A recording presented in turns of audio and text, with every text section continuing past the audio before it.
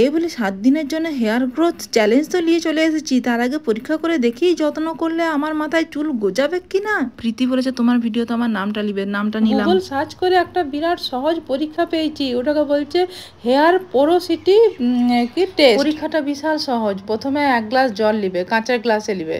সে 1 glass জলে চুলটা আঁচড়ে নেওয়ার পরে যে চিরুনিতে চুলগুলো থাকছে সেই চুলগুলো 2 থেকে 5 মিনিটের জন্য এই জলের মধ্যে দিয়ে দিবে, ভাসিয়ে দিবে।